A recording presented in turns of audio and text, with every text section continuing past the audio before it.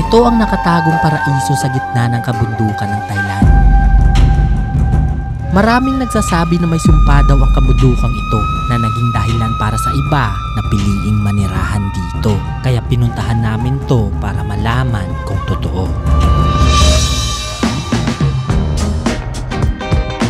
Kailangan namin mag-register. Hello, จะไปไหนได้ มันไปได้ทั้ง2 เส้นทางนะลูกค้ามากี่คน Sinamahan kami ng kababayan nating volunteer na biyasana sa lugar na ito. Pumili ka dyan. Maganda dito. Nakapunta na dito. 3 beses na. Ano meron dyan? Mga sawa siguro. Dito na tayo, te.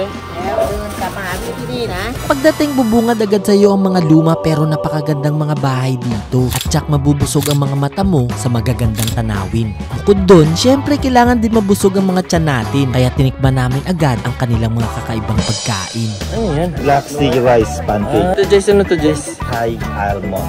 Oo, Thai almond. Ito ang isa. Ano? Ito, honey. Kita mo yan, yung brown. Yan yung mga bubuyog. Yan yung local dessert dito sa Chiang Mai. Pag umaga, maraming rito nakapila.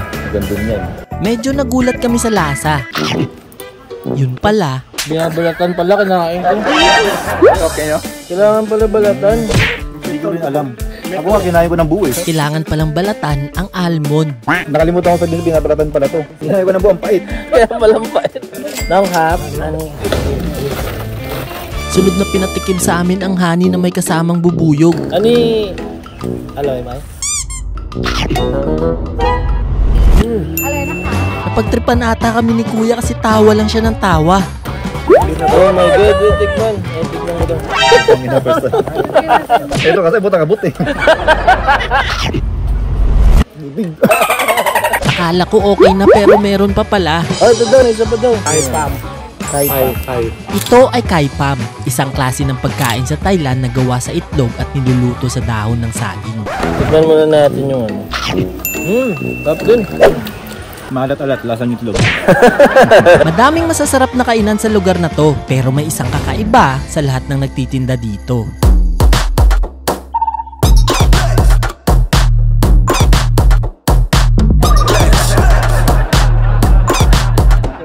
Tsak mapapabili ka talaga sa kanya at nang tinanong namin kung bakit siya laging masaya,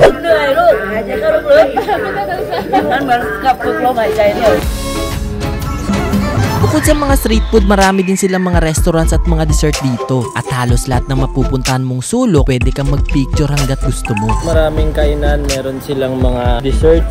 Dito merong restaurants, dito may mga drinks, and dito naman mga fruit shake guys. Ito mga veggies naman to. Sunod namin pinuntahan ang spot kung saan makikita mo ang buong komunidad nila dito na dinadayo pa ng mga turista galing sa iba't ibang bahagi ng mundo. So guys, nandito na kami sa cafe. Hindi ko alam anong tawag dito kasi hindi ako nakakabasa. Ayan. Kuis, anong cafe ito, Kuis? Rabiang Cafe. Famous cafe in Chiang Mai. Ito dinadayo to ng mga turista. Ito, tsaka yung pupunta natin mamaya. Meron dito guys na pwede nyong gamitin. Tas pwede nyo siyang i-knapsack yan sa likod. Yan yung ate. Pwede nyo siyang gamitin props para sa photo op nyo dito. Pwede kayo magpa-picture gamit to. Dito pwede kang magkape at mag-dessert habang nagre-relax na may magandang view.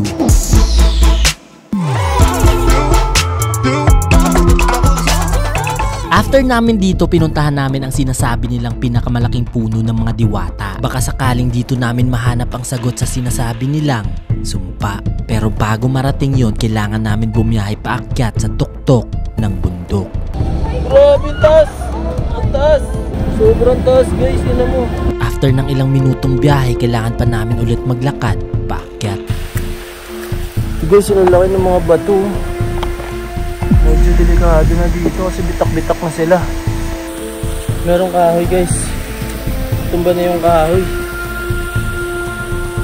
So ito siya. Ay grabe, itong laki. Nabungkal na siya. At pagdating namin doon, ito ang sumalubong sa amin.